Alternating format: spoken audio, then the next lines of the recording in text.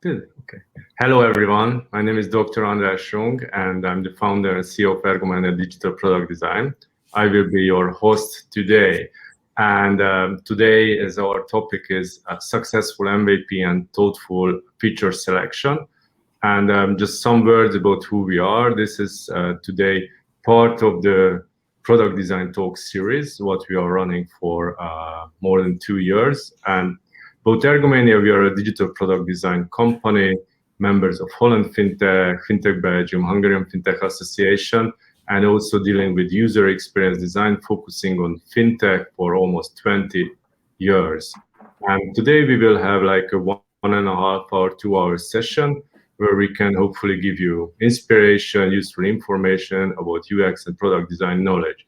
And today our session is composed of two parts. The first part is a presentation, what has the title Priority Starts at the Top, from Daniel. And afterwards, we will have a panel discussions about MVP and feature selections.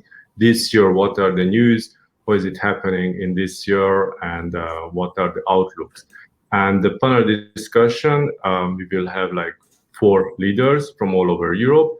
First of them is Daniel from Portugal, Hannes from Happy Austria, and also Mark and Peter from beautiful Hungary is joining us. And Peter is also very active in Denmark, where he's currently running his project. I'm curious whether they will understand and agree about everything, or we'll have a big debate. We will see it soon.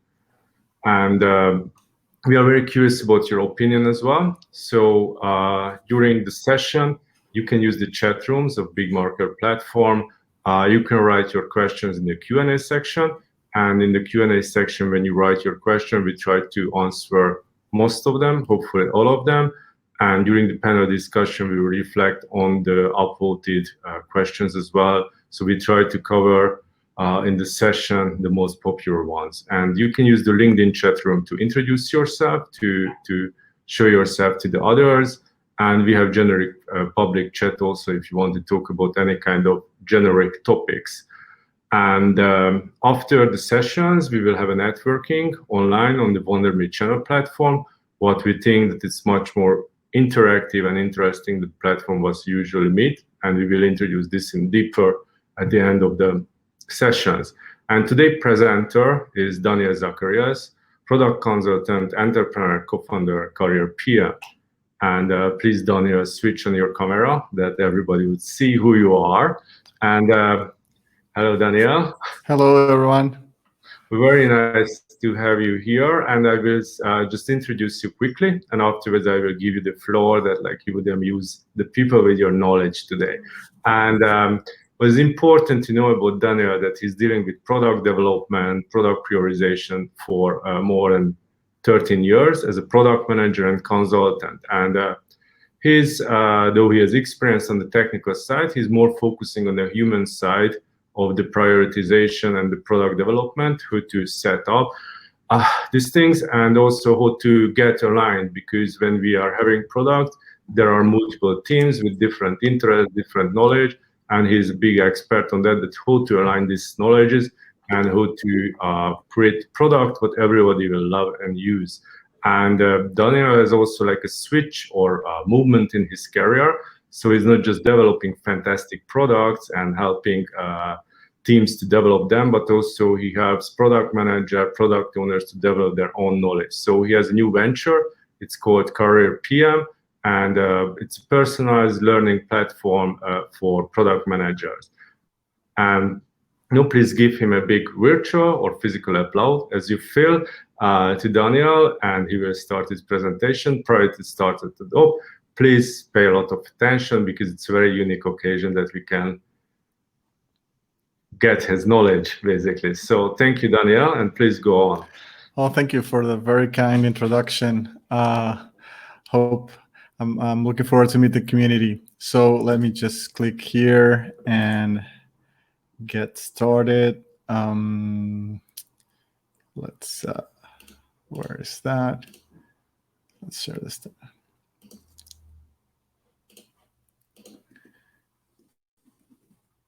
So hopefully you can see, you will be able to see my screen now. Yes, we see it. All right. Okay, so priority starts at the top. All right, so no need to speak more about myself. Andres already did a great job. But yeah, I've been doing product for a long time, and my focus right now is on how to help develop product managers.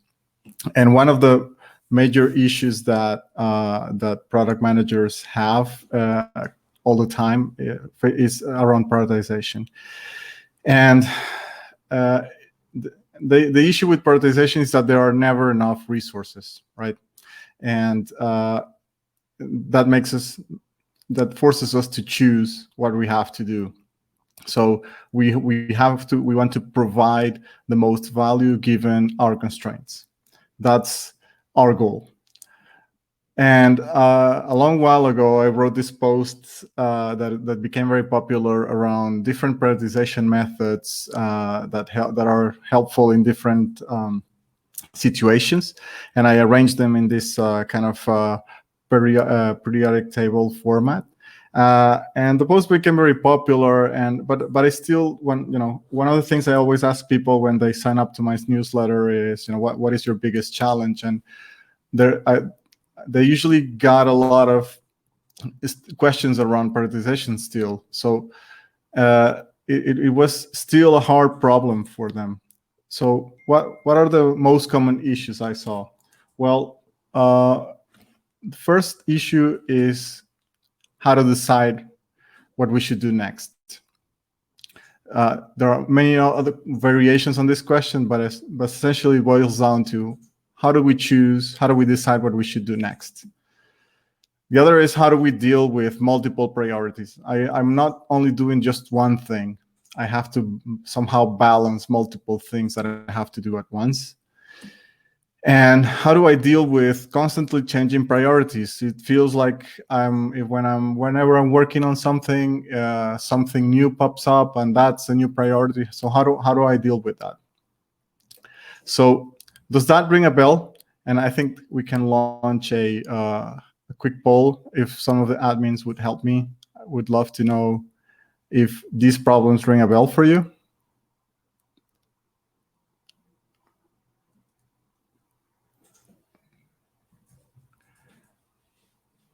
All right, let me stop sharing. Maybe I can see the results. All right, so based on what I see, about 30% of you are having the first two questions, and about 40% of you are dealing with constantly changing priorities. So definitely an issue. So going back to here, I know that rings a bell then. So what are the culprits for this problem? Well, this is culprit number one. This is Mr. Roadmap, and it usually takes this shape of a fancy Gantt chart with features that show some kind of progress and releases over time, and we might even group them by feature groups. But this is culprit number one. Culprit number two is this one, is Mr. Backlog. And Mr. Backlog is just a huge pile of user stories, bugs, and tasks and stuff that we have to work on. Sometimes we get fancy in Agile and we call them and we group things under epics, but it's just still a pile of things.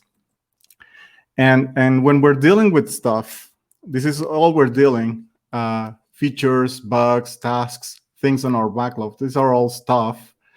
Managing and prioritizing them is really hard because they're outputs.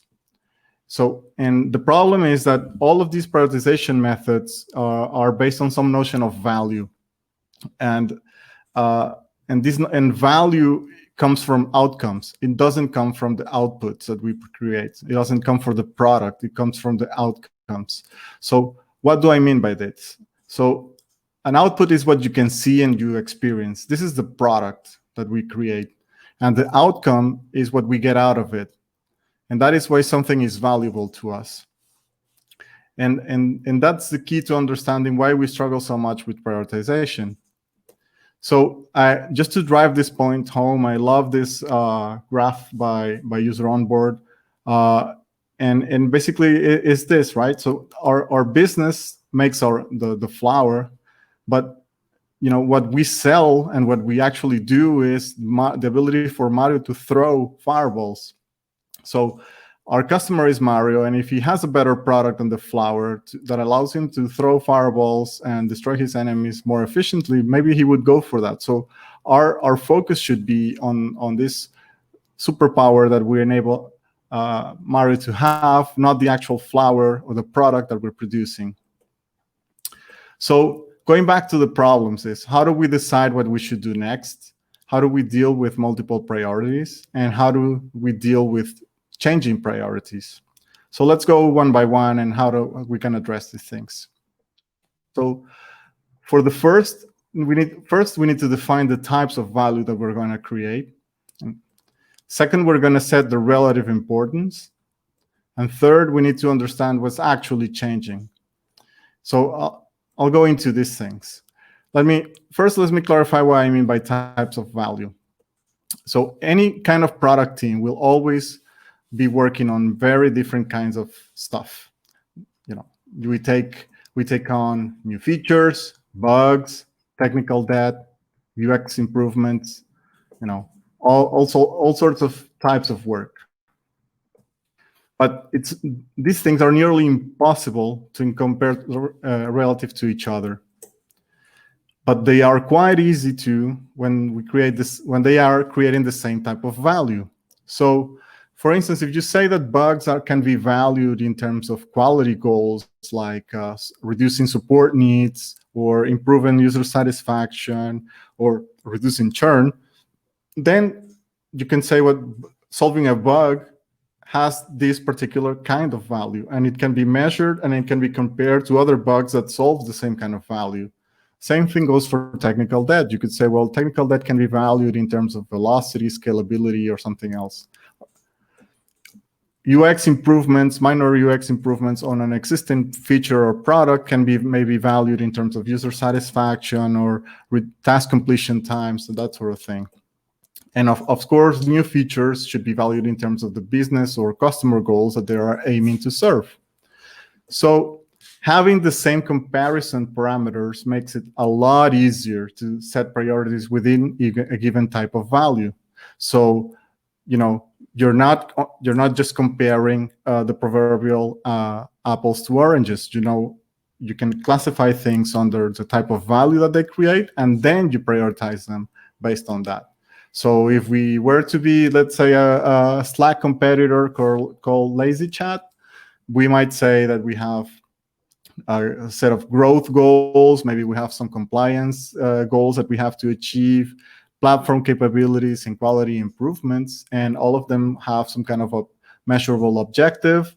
And within those, we can say, well, features that serve each of those things are contributing to that type of value. And I can compare things that are trying to achieve the same goal, but I cannot compare things that are trying to achieve different goals. And that's the whole point of this.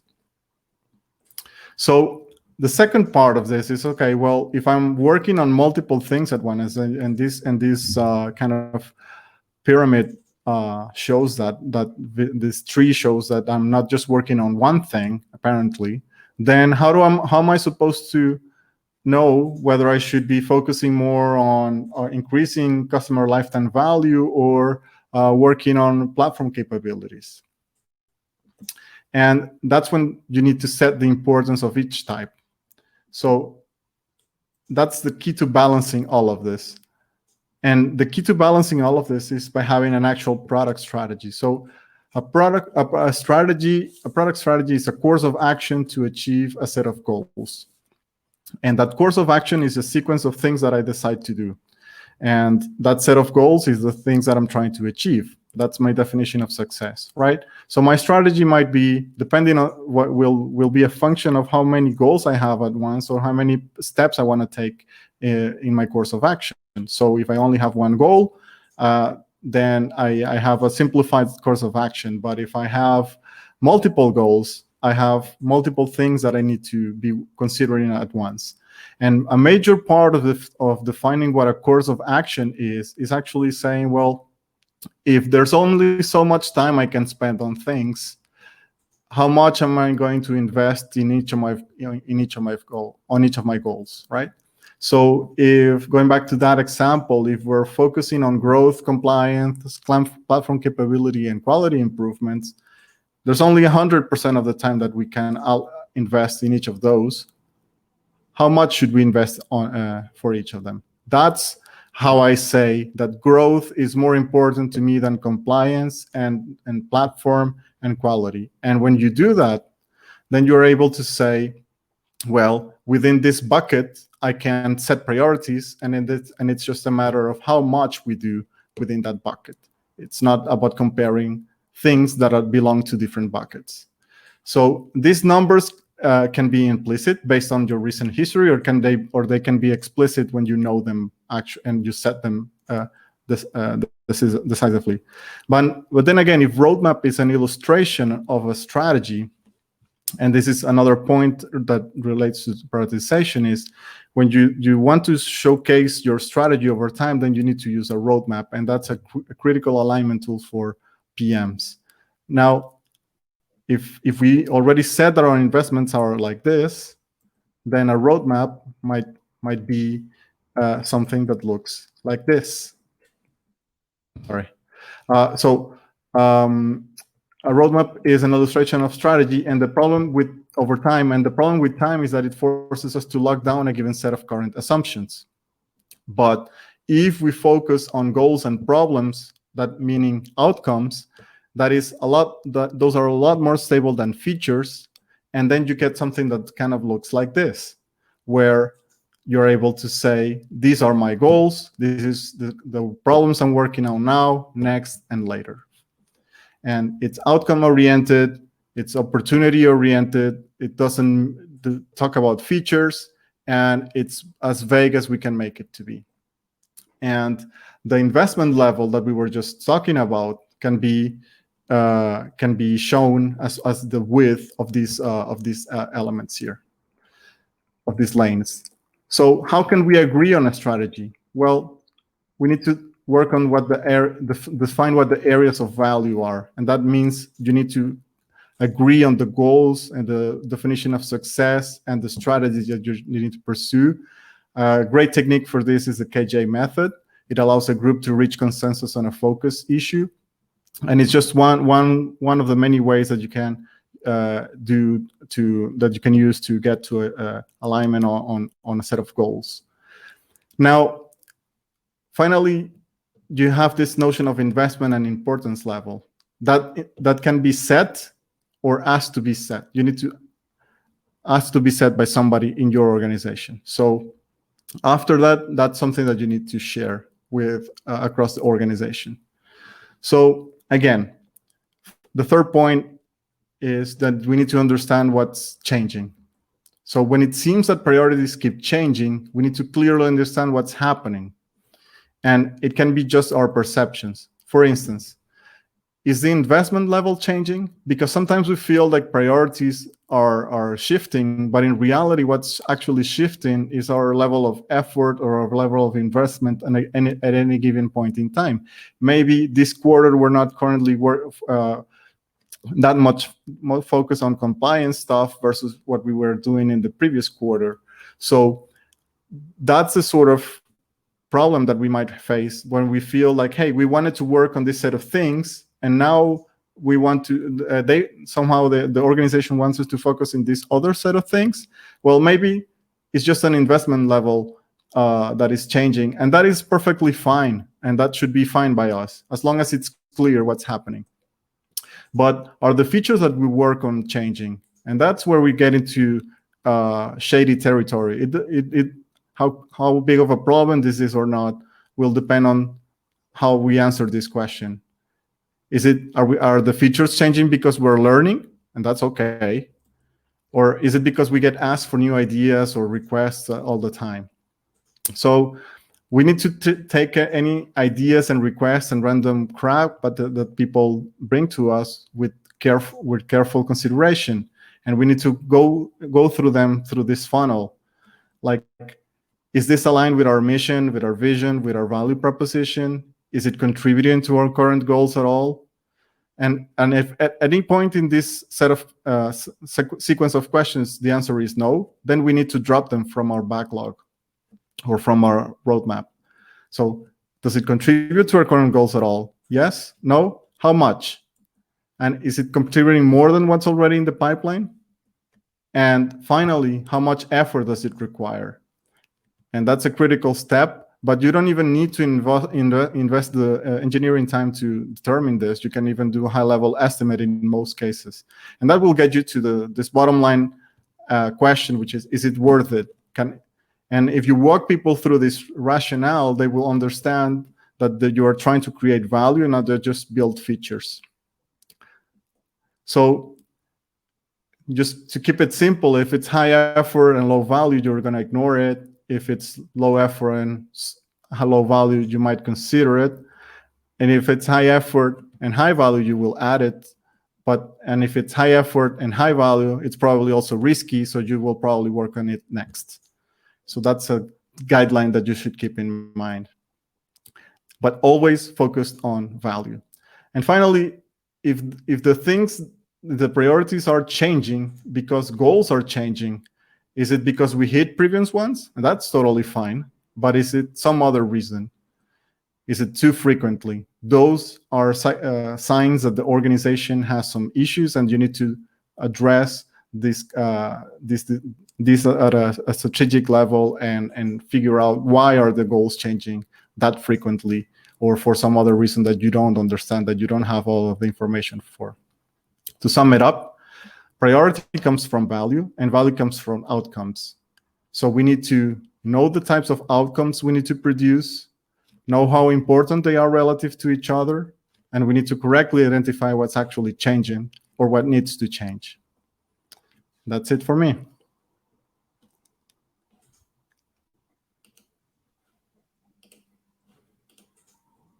Daniel, thank you very much for your presentation.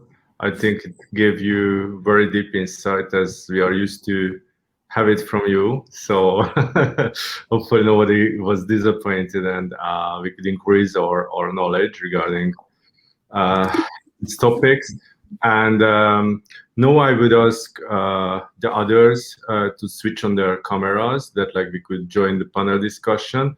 And if you have any questions to the panelists or directly to Daniel during the panel discussion, please use the Q&A section.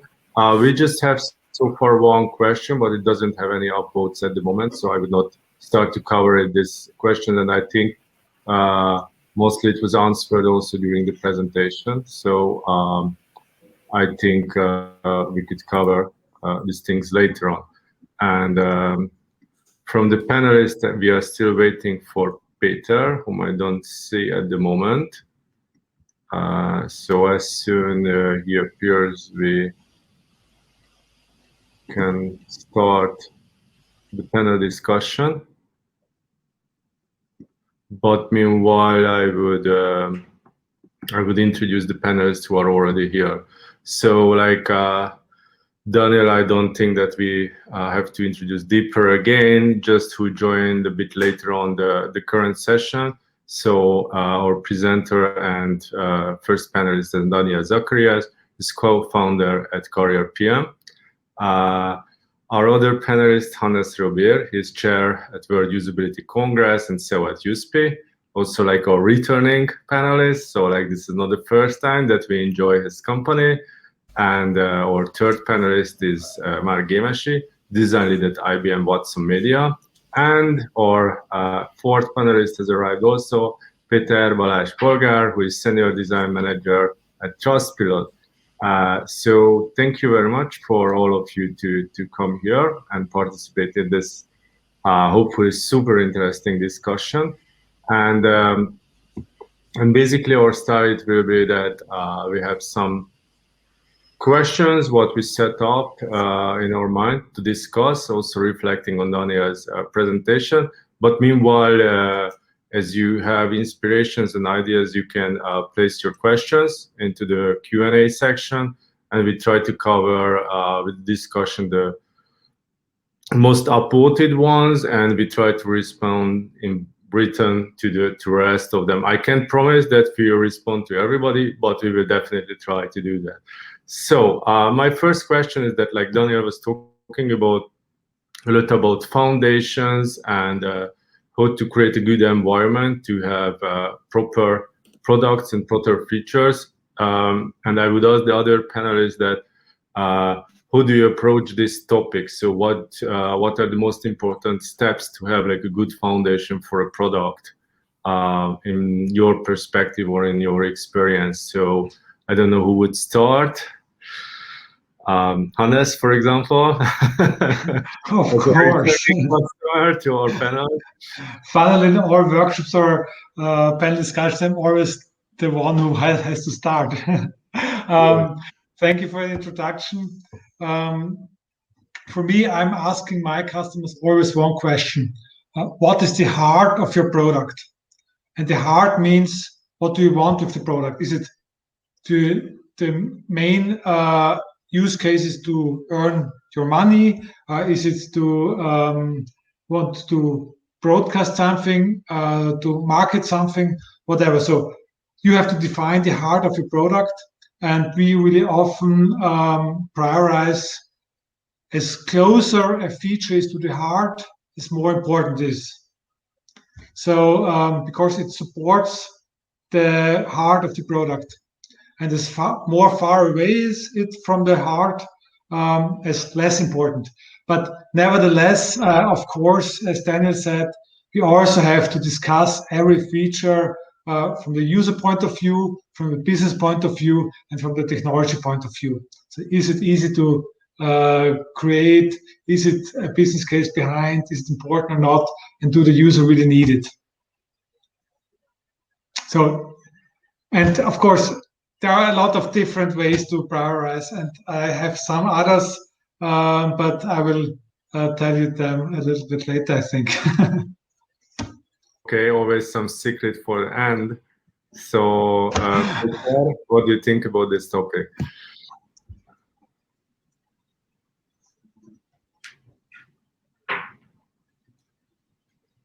Just some tension. So secrets are shared a bit slower, but they are on the way.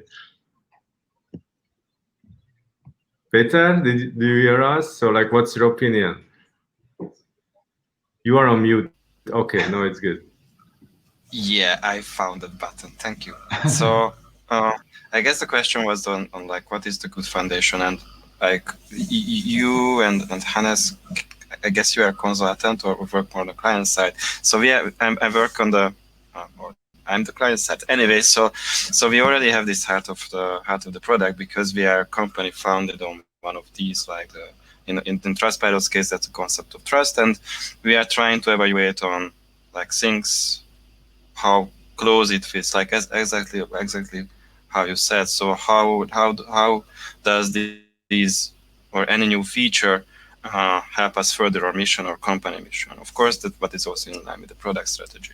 And exactly as you said, that I mean, like we are doing that. So when we are evaluating new features, we are evaluating it if like during the discovery process, if this is feasible, if there is a good if there's good usability, if we're providing value, and like in our case, business fit is very important. Like we can't do lots of things because it might have legal consequences for a company like ours, and so many features that teams could be doing, we are not doing since it doesn't fit our business model and or like a concept on how we should do stuff.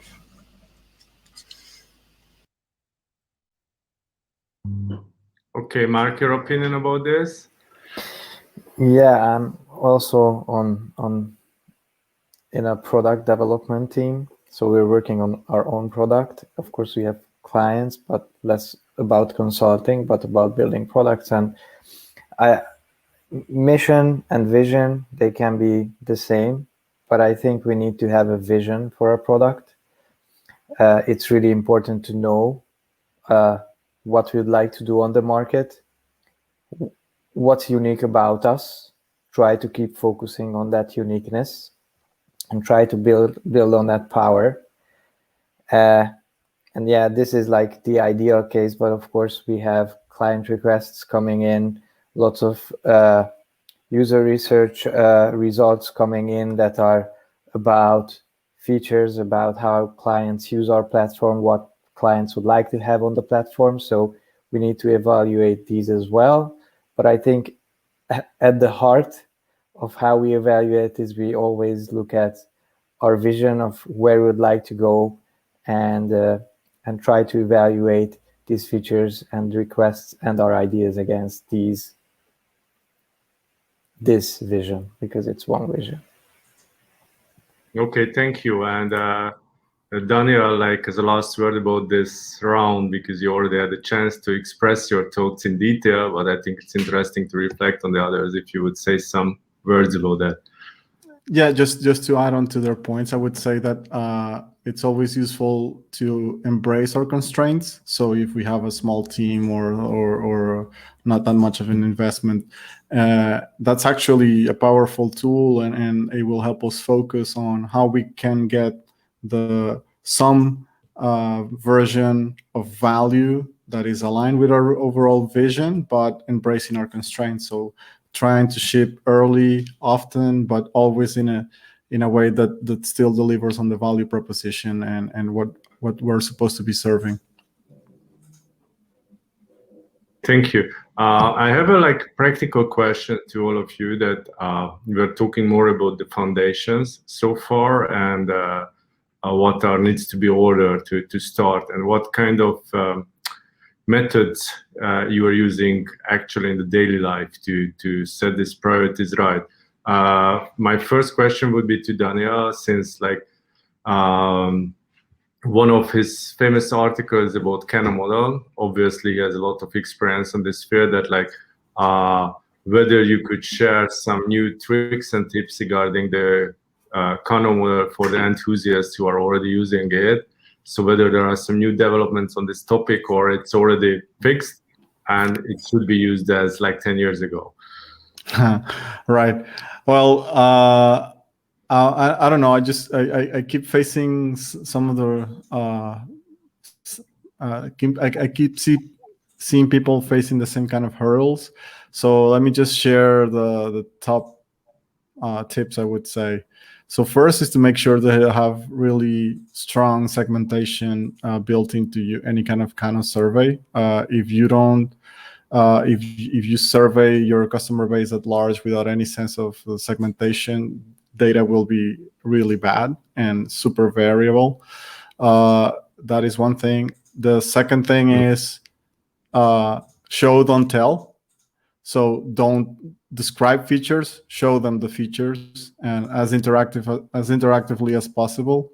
That will get you better data, because people imagine different things when you describe a feature. So that is the second tip. And the third is to look at this not just as something that you take and that gives you solves all of your problems. You still need to use your head and compare what comes out of this method with what you would need to do to hit your business goals and other types of priorities that you might have. So it's not just a clear-cut way to look at things.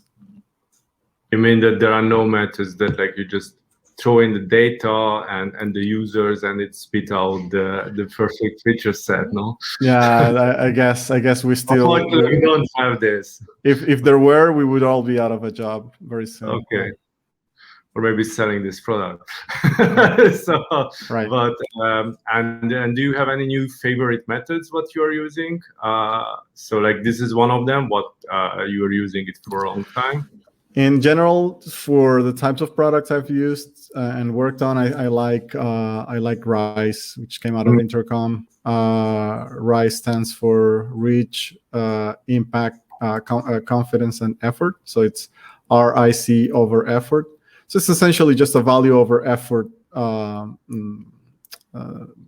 formula, but it just a little bit fancy about how those numbers are defined, and it allows, and I like the fact that it builds in just this notion of confidence, where if you don't have all of the data and you're not completely sure about your assumptions, then you can build that in, and the score will be lower because you're not as confident as something that you are more confident about. So I liked that approach.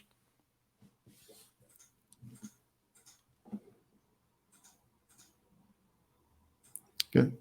You're Mike, yeah. So I just so thank you. And I saw that when you were mentioning the word rice, Mark was nodding quite intensely. So I would ask Mark that to share at least part of his idea for this. Yeah, what I was noting is that at IBM, we tend to lean on enterprise design thinking activities, and for creating priorities, we do have one which is called the prioritization grid, and it's also about volume and feasibility, which is kind of similar to RICE. It's not as detailed because it just takes volume to the user and feasibility for the team into consideration, but it's kind of a similar model where we have the features that have been evaluated before, and we're taking into consideration to create.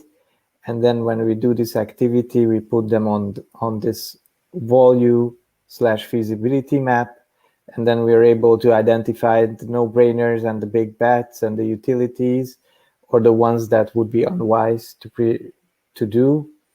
And usually we go for the big bets, because those are the things that will help us be different in the market than our competitors. Thank you. I have also one more question to you, Mark, that it's about that you're working in a big company with a lot of history. Of course, you are working in a newer branch like Watson Media, so it's a bit different than standard IBM business. But when you're working on these topics, you already inherited a system, what you have to implement regarding prioritization, or you had the room to develop and bring in your own views and methods, so to tweak a little bit at least how it's happening in your territory. You're always allowed to tweak and use it your way. So what's provided for you is a set of tools you can utilize, but you can always build on these tools. You can always not use them if you have something else you try. So usually, although IBM is a big company, and these tools help us create a unified experience for our customers, let it be workshops or actual products that we deliver for them, you always have the freedom to explore and to find new stuff. And if that new stuff proves to be useful, then there's room to spread the word about it, and even to make it part of the toolkit. Of course, if it's not an enterprise design thinking activity, but something else, it won't make it to the enterprise design thinking toolkit, but it will be available as a separate toolkit for you to, let's say, prioritize feature requests or whatever you'd like to prioritize. Okay. Peter, what's your opinion about this topic? What kind of tools do you use or methods? All right, so we are also using RISE that Daniel was mentioning. In these days, we are mostly using it to prioritize usability issues that we have in our platform, and because that's one way where I guess some of the usability issues we can fix, but it wouldn't have any effect, and we need to figure out which ones are actually driving some value or driving some of the good behaviors for the users. For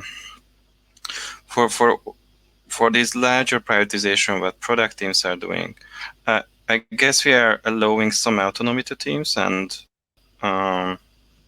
they can use their own methodologies and whatever fits their context and their team, and what But in the end, we want to see as leadership or as product leadership some good plans or well prioritized plans. What I see frequently teams doing is thinking about risk, and I guess it's sort of connected to confidence. If they are fairly confident in something, like usually they also think the risk is lower, and that's something we frequently target with discovery to heighten the confidence of product teams and to lower the risk that maybe they are taking. One interesting thing is that I always feel that as leadership we are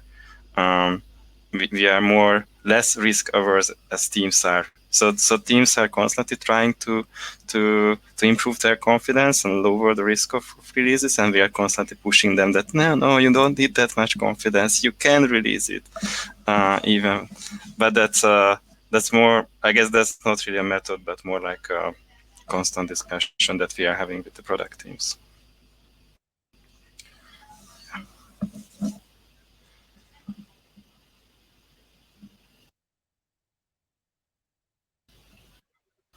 Should I say this like over? Andras, you're mute.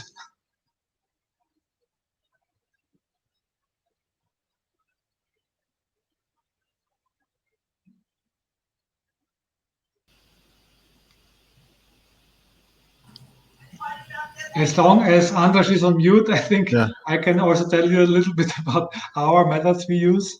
And of course, it depends on which project we have. Honestly speaking, we are not using the Kano model. For business-to-business applications, we use typically this method we talked before about comparing business, technology, and user needs. But we also use the Hassenzahls needs to find the core value for the customer for these different features. So if we find the right core value, experience value, then it's really easier. It's really a high percentage that user will use it because of an intrinsic motivation. The other thing is when we talk about experience, and I talk about wow experience, it's going more like marketing, creating experiences. It's not about efficiency. It's really about more creating something great, and every company needs to have something like that. Because when you're only efficient, then you are the best efficiency is that you are not that there's everything automated. So there we need the magic map, and this is a combination of the 5 dimensions of enthusiasm and the 6 dimensions of persuasion. So it's on the top of the Kano model, but much more focused on what we're doing.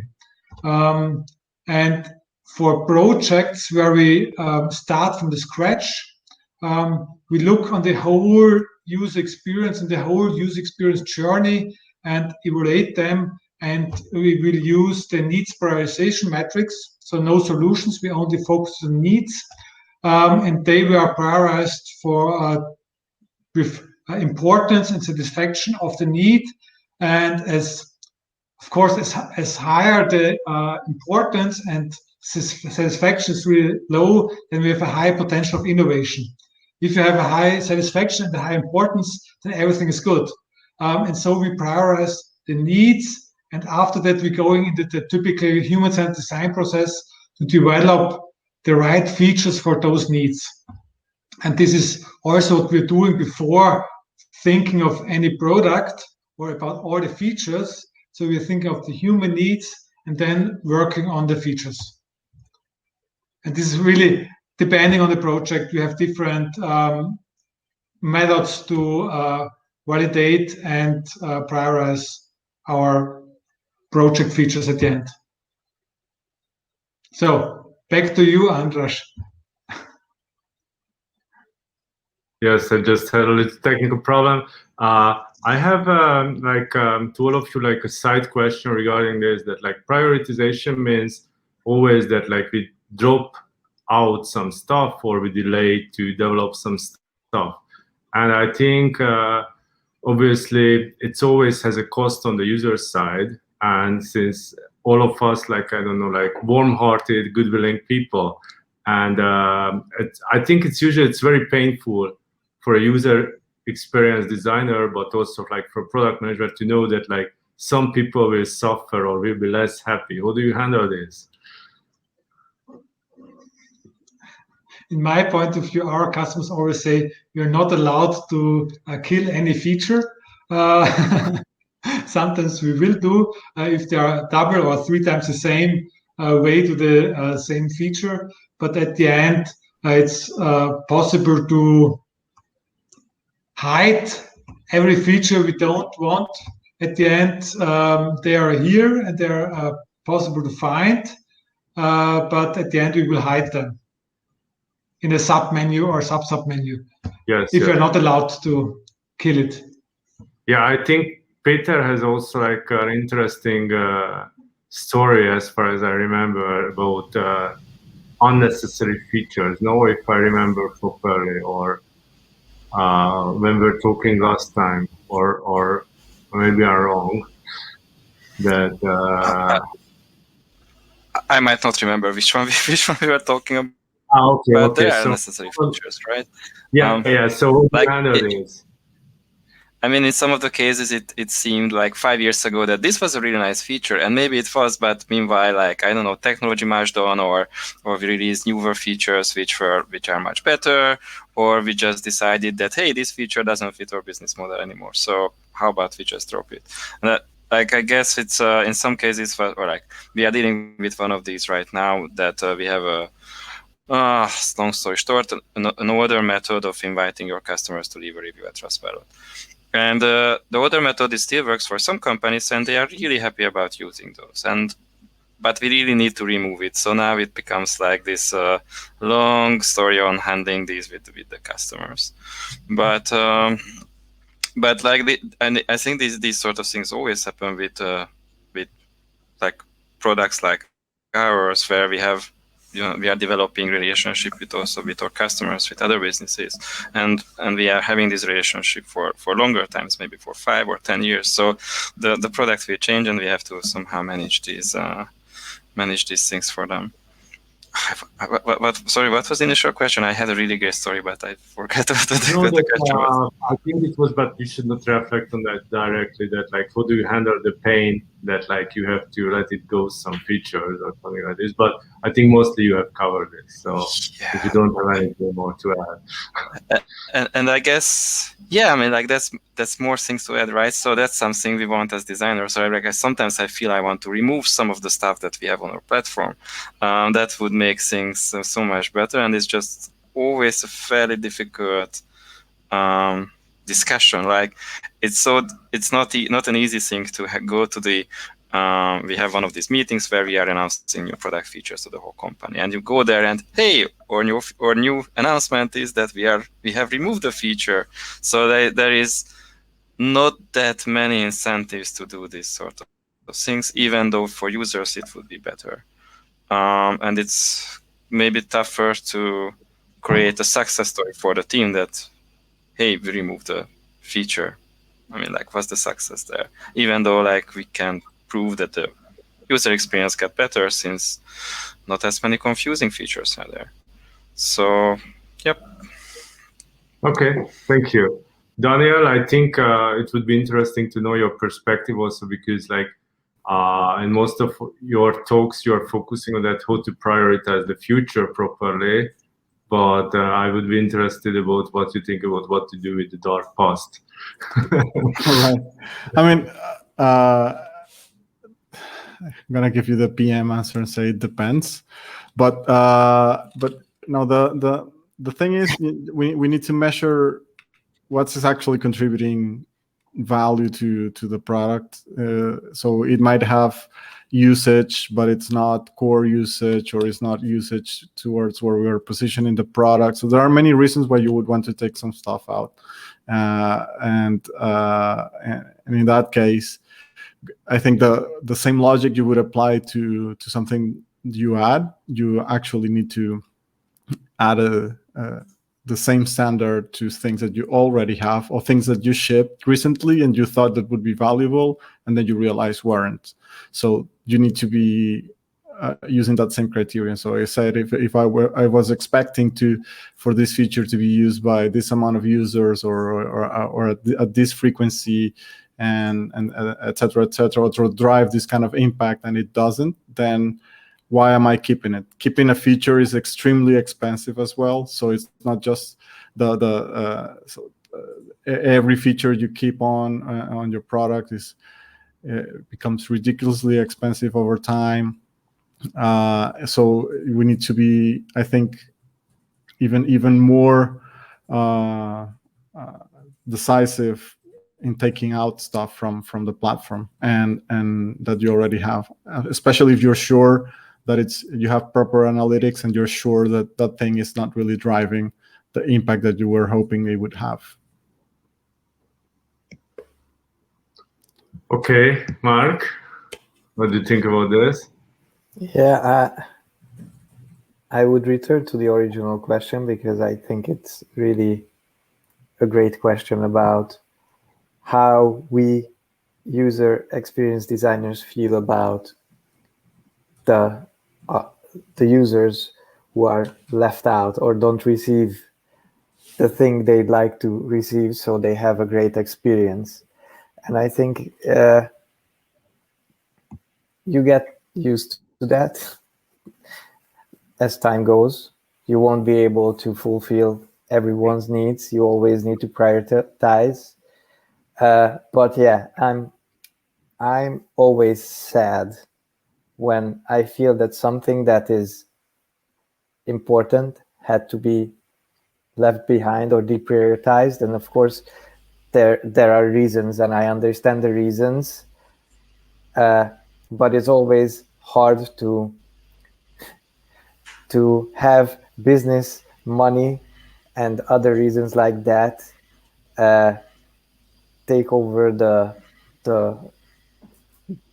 thing that is user experience for all our users and the experience of everyone using our system. So it's tough. It's always tough. And about things that you need to remove from the system.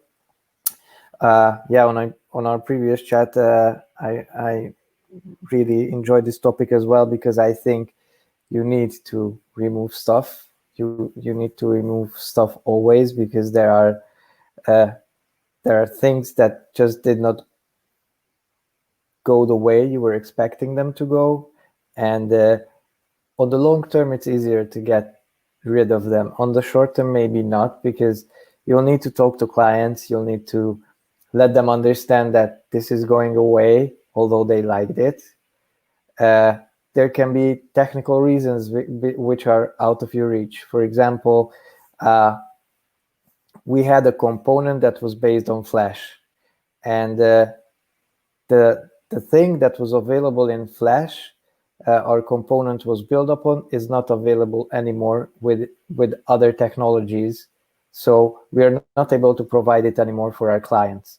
And it was a vital piece for them, making sure that their live video broadcast is a quality broadcast and they can see that everything is great. And of course, we also had to deal with this fact. So it can be painful for the clients as well and the users as well, but these things happen. I think we should concentrate on the brighter side, on what we are able to deliver and the impact of things that are delivered, rather than looking at what we're not able to deliver or what we need to remove, and not because it was not useful, but because like other reasons like technology. Okay, thank you. I just saw smiles at Hannes and Peter as well in exactly the same time when you uttered the word Flash.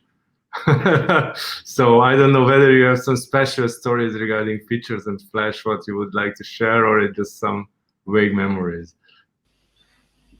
I can briefly talk. So at one point of time, I worked at Prezi, and maybe some of you know, or maybe all of you know that. So Prezi, at least the first version, was based on Flash, and I was leaving the company just as we were transferring from Flash to JavaScript, and it's like it was a really long and painful process. Also recreating the technologies, what Mark was talking about, that it's not the same technology, not the same possibilities.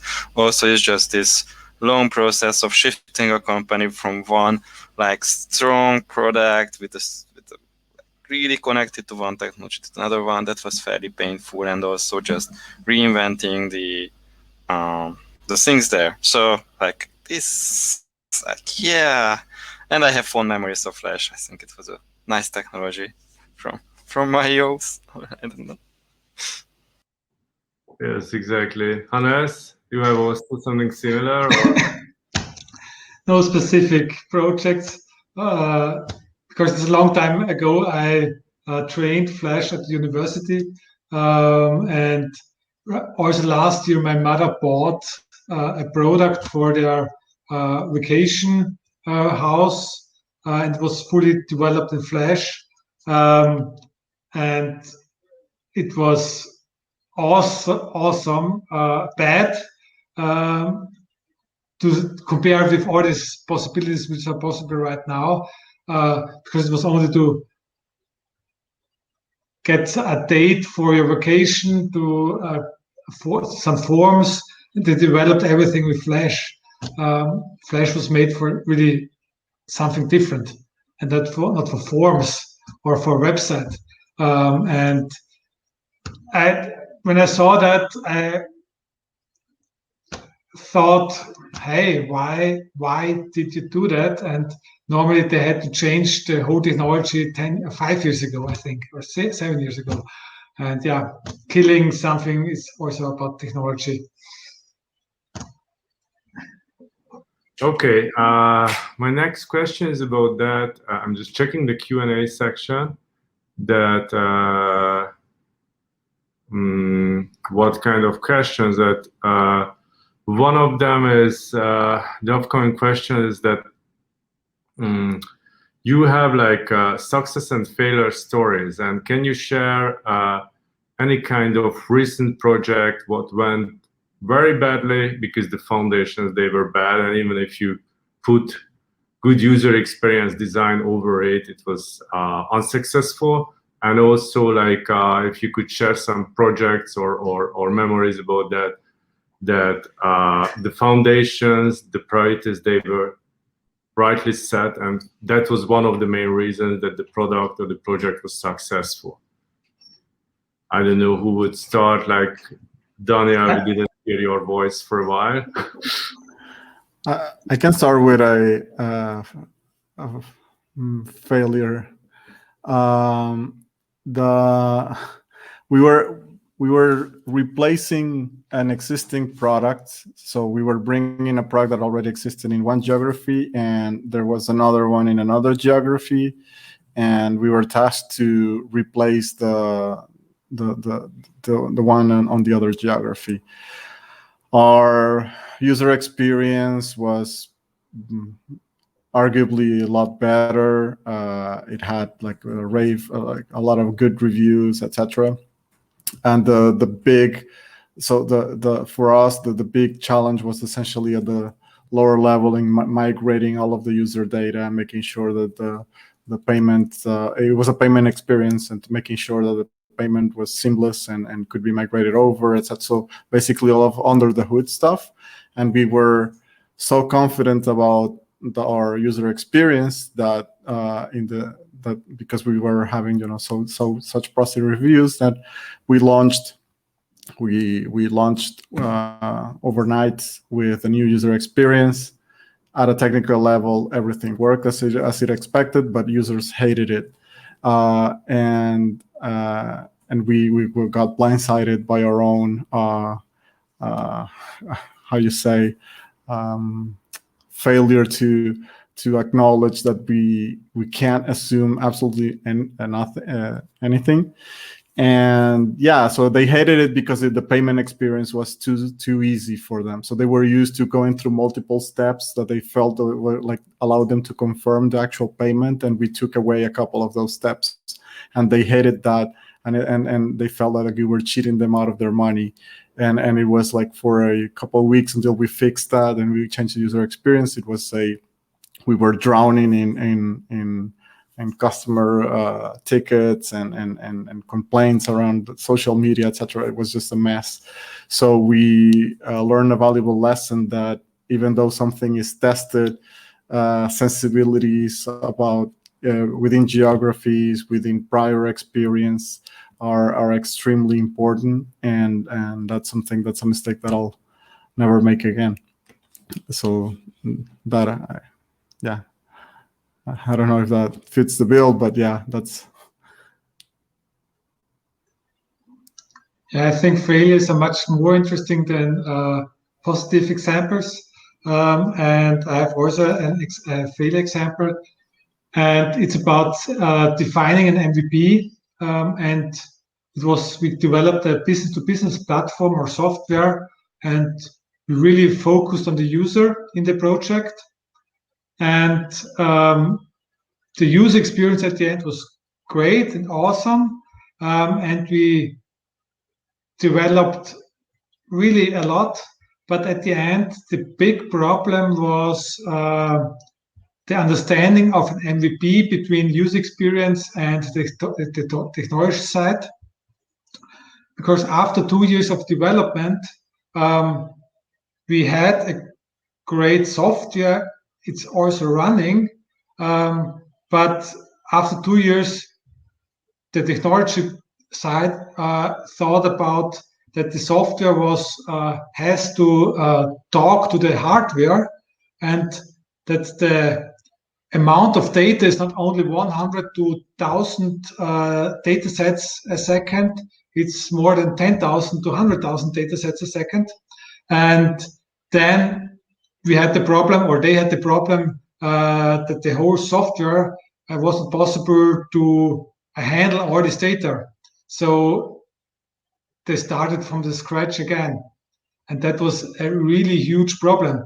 And I think it was really a misunderstanding who is responsible for what and which visions, also on the UX side, and technology side, or on business side. So this is what I see really often in the field, that when we are talking about an MVP, that we have really different understandings for the responsibility. Okay, Mark or Peter, you would continue? Yeah, my latest story about failure is not about the project's failure. It's about the failure to deliver the delightful experience we were planning to deliver for the client. And it was not because of misunderstandings, but again, because of technical constraints.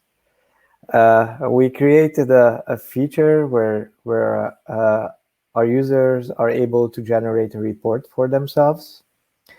And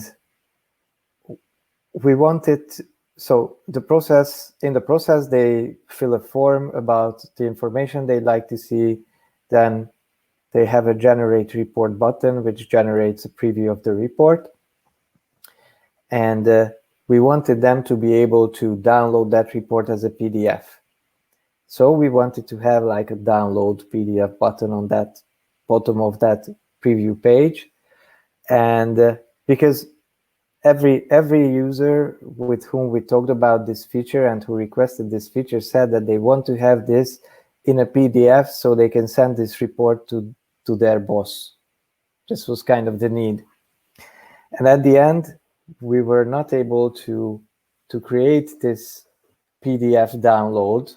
Rather, we had to open the print dialog of the native OS they're using, and rely on them understanding that they need to print it in PDF to download that PDF they need, because we given the scope of the project, we were not able to implement this PDF download, which I think is like having a button that downloads a PDF file and pressing a button that opens the print dialog, and you need to figure out that you need to select the PDF option and print it to PDF to have the PDF is like way far from each other. So yeah, in that sense, we failed to deliver the solution we were trying to deliver and making it as great as it can get. And but this usually happens. So again, it's like we have the concept, and then when it comes to how feasible it is, it can, another thing that's changing throughout the project, not just priorities, feasibility, or our understanding of feasibility is always changing, because maybe we do a proof of concept before implementation to understand what's possible, but while we're implementing and we get into the details, we'll understand that there were things we did not cover in that proof of concept, which is going to change what we're able to deliver at the end. So yeah, this, from my point of view, it was a failure. Okay, thank you for sharing the story. And Peter, from your side, success or failure, what you would highlight?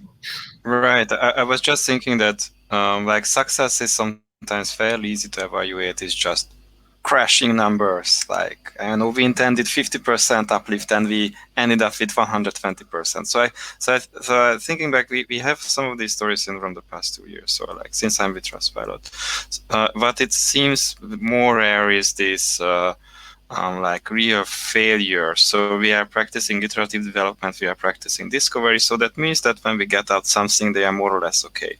It's just what seems to be harder to see if there is a big opportunity cost. Like we spend so much energy on this one feature, it's doing fine, but maybe we could have spent that energy on something else that is doing way more fine. And I actually don't really know how to evaluate that or how to think about these terms. But maybe it's also not my job. I'm a design manager.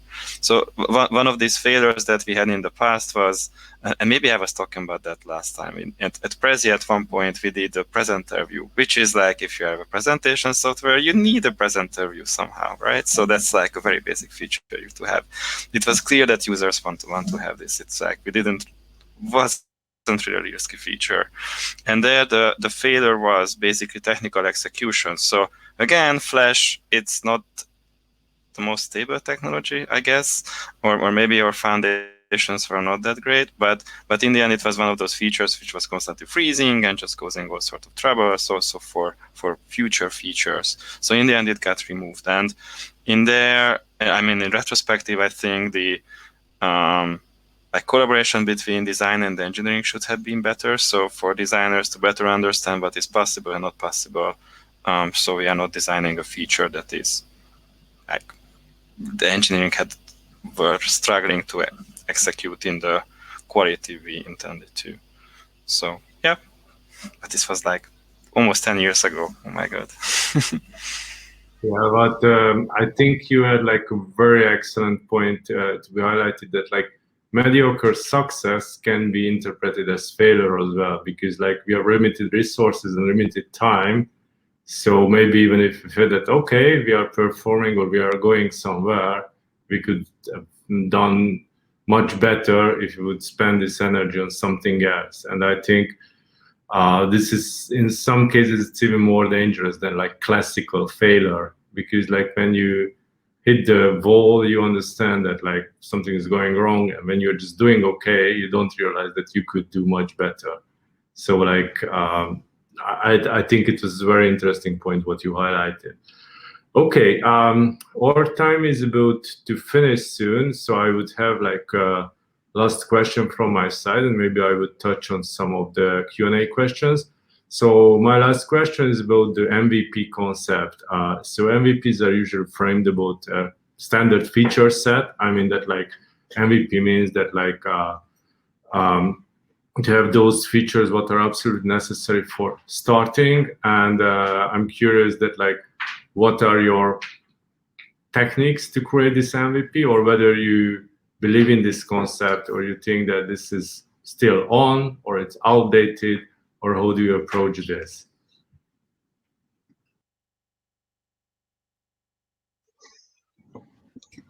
Am I allowed to start? At the end, MVP, we're still working with MVP if you're doing it right. And also it depends on, is it a business-to-business application or business-to-consumer? For business-to-consumer, we try to use an MLP, minimal lovable product. Still a little bit different than MVP, minimal viable product.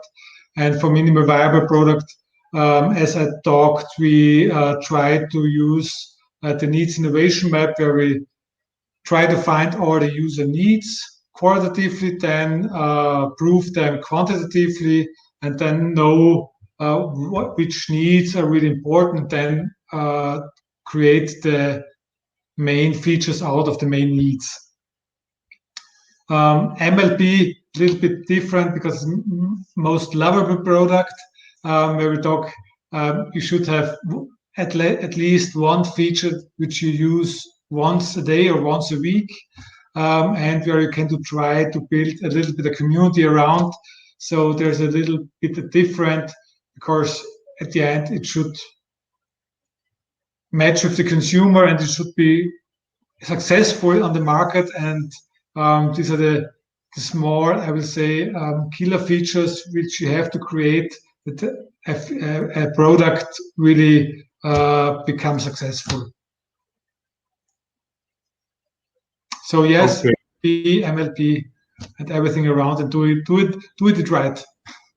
And you think that MLP is more important than MVP because, like, even if we call it viable, it won't grow without a differentiating feature?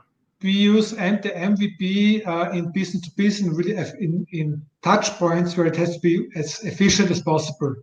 When you have to create experiences and you want that a user want to have, where you can include gamification, where you have that there should be an experience with the brand, for example, or they should experience something, and it's more in the end consumer area. I would say it's the not the efficient touch point, it's the slowest touch point, where we want that the people stay at the application or at software as long as possible. Then we create the MLP. But it's a little bit of differentiation. What do you want with your product? Okay. Daniel or Mark, you would touch on this topic?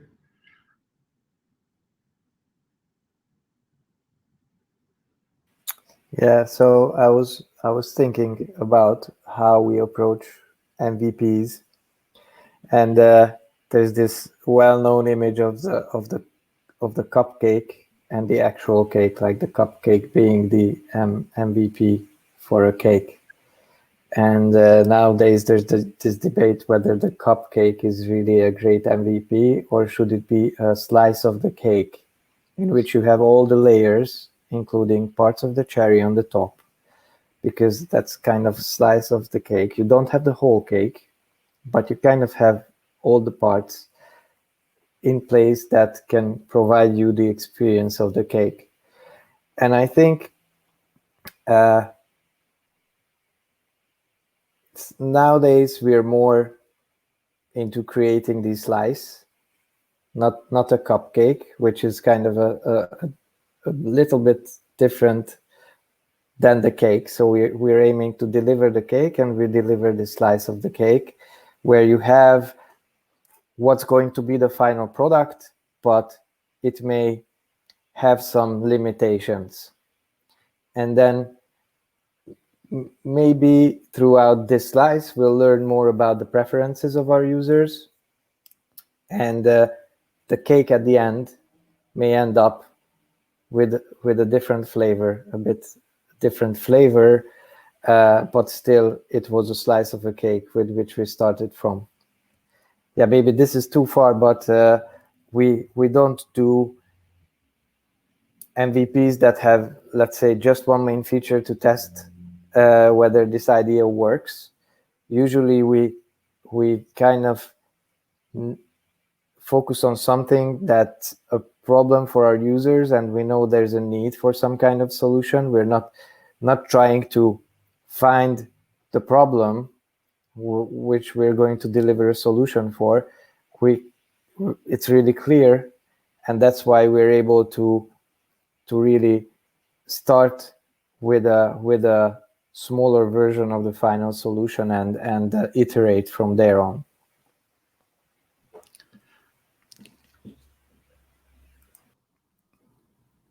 Yeah, I think the key word is iterative and not incremental. So you want to start with something that is valuable and then iterate, versus incremental, which is what might be a small part of something that is perfect, but it's not really valuable unto itself.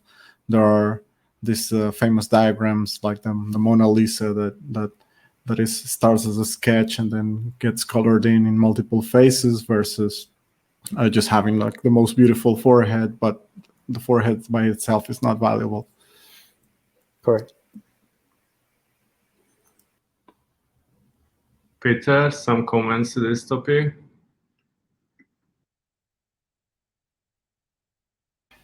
Yeah, I also agree with this iterative approach. Like I still think MVPs are somehow just a learning tool and not really a outcome or output.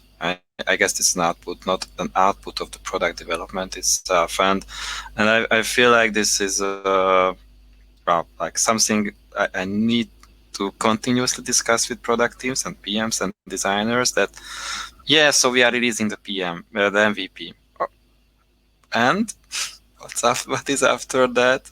How do we intend to learn more and iterate on it? So that goes back that this is not something to target, but something that you build along the road towards your target, which is and I feel like people are using it to optimize their efforts, or I don't know. So like this is using almost as a prioritization tool, which it's not. So.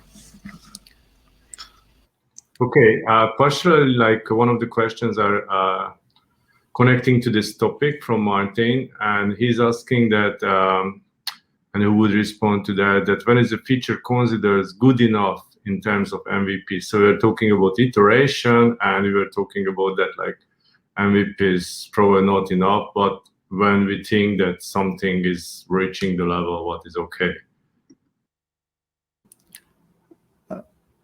I would say that, so what are you trying to learn, right? So MVPs and actually anything we do in product these days is mostly about learning. So you should be able to answer something based on what you launch, right? So if the MVP is to validate some assumption, to say, well, will people buy? Will people find this valuable? Will people use this? Will, that metric should determine whether or not there's value in that, and whether you just can continue to pursue it further, or whether you should drop it and move on to something else. And how do you differentiate between regarding a feature, that whether it's the quality is the problem, or whether it's executed with the right amount of, I don't know, functionality? Because both of them, they can contribute to failure. Or Correct. Yeah, but well, you should. Yeah, the easy answer is that it should have a decent enough quality that that's not the issue. But then again, if you're really solving something that is valuable, people are willing to put up with crappy experiences. So that is one thing. But you will. I think there's no hard data on this. I would resort back to qualitative research and talk to people into why they're not using the thing. But honestly, if it's a decently valuable problem, the quality is not often the first obstacle to it. Okay, thank you. Another question from Adam, and he's asking that, I know there is no magic bullet, but I'm curious, what would be your number one tip for startups who are in the process of putting together their MVP? Who would respond to this question?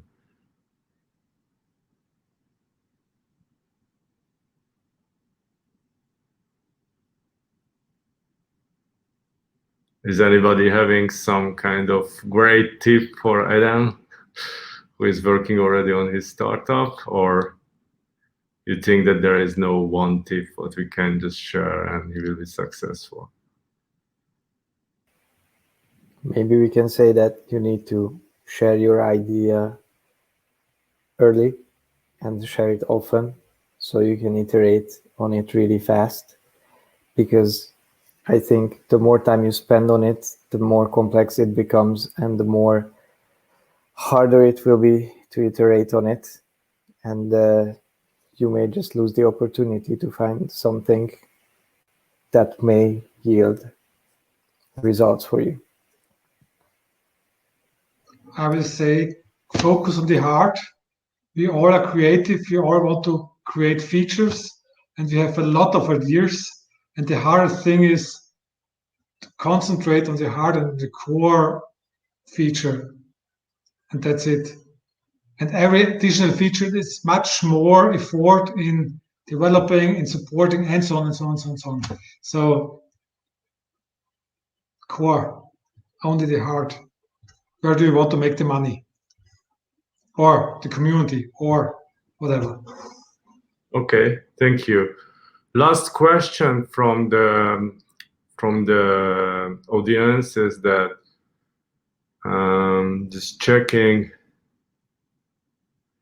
is the difficulty in understanding what the MVP is based in some part to a business or user perspective from Jay? This is the last question what we would address here. There's somebody feels to respond that.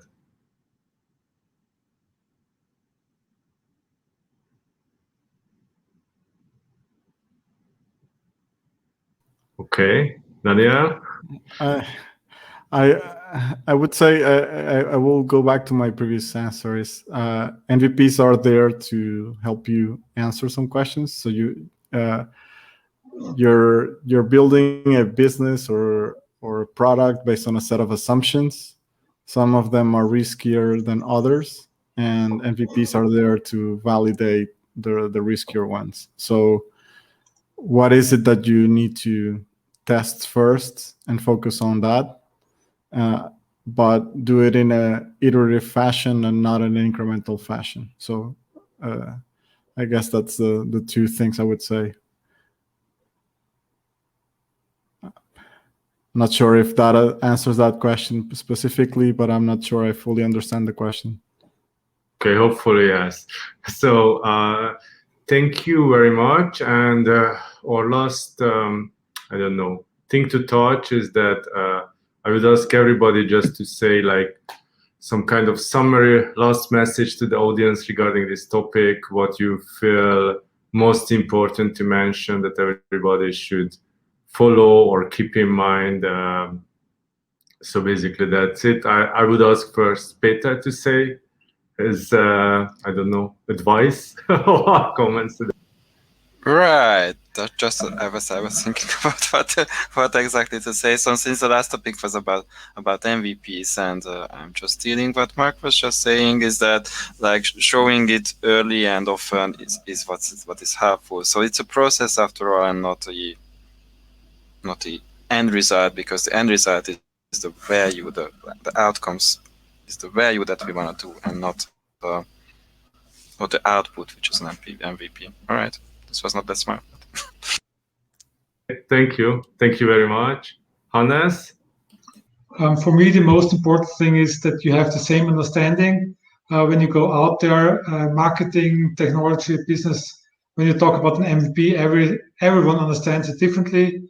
And to go in a project to have the same understanding is the most important thing for success. Thank you. Daniel? Yeah, really understand the value that you're trying to create and deliver on the smallest version of that you can. Okay, thank you very much. And Mark, the last word is yours. Yeah. So it has to be a great thought. I need to memorable. Say memorable thing. I would say that you should never assume that you're right. You should always assume that you're wrong, or try to prove that you're wrong and embrace the moment when you're actually right. Because many people tend to think that they are right by default, and that's not the case. Yeah, you were right. Okay, thank you very much. I think it was like a strong last word. And I would like to thank you, all of you guys, to be here and share your knowledge and views with the audience. I think it was very inspiring. I hope that the audience thought the same. So thank you very much for the new panelists and the returning panelists, all of you. And I wish you a very nice rest of the day for everybody. But before we would close this session, I would talk a little bit about that we have a questionnaire or survey about the event. So I would be very happy if you could fill out this survey. We will insert the link in the chat, and I think my colleagues, they will share with you like a QR code also. So if you use that one, here it is. If you follow that one, you can share that what you like, maybe what you don't like, or what we should improve, because we love to learn. So we think that always our events could be better. And the last act for today is that we have an informal gathering at the end of the session. It's on WonderMe platform. It's a different platform like Bitmarker. I will show you shortly how it looks, but basically the essence of that is that you will have a small avatar. You can move around with that avatar on a virtual conference room or coffee, and you can meet other people, the panelists. Maybe Daniel will be there, so you could ask him direct questions about his presentation, what you didn't dare to ask in front of the others. You can meet the organizers, anybody else who would like to join our session, and there we can chit chat. And of course, we will share the recording of the presentation and the panel discussion with everybody who was here. So if you missed part of it, or you would love to share this with your colleagues or friends, you will have the opportunity for that. And hopefully we will have very soon another product design talks. Definitely we will have in autumn, but maybe we'll insert something in the summertime also to fresh up your thoughts. And now I'm just sharing with you the WonderMe platform, how it looks. And I will show you how it starts from the beginning, that like you would have like a concrete impression about this process.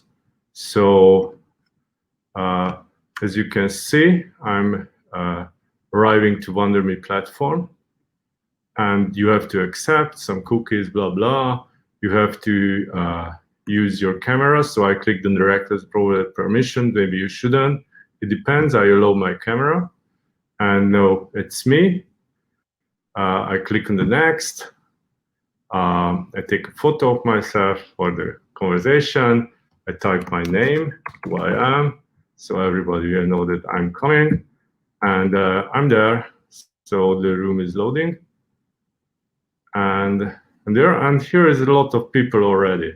So I'm just moving around with my avatar, as you see, faster with my own legs. So it's very advanced. And now I'm approaching some of my colleagues. And 1 second. Just mute myself not to have horrible echo for you. And here I am. So here is the team.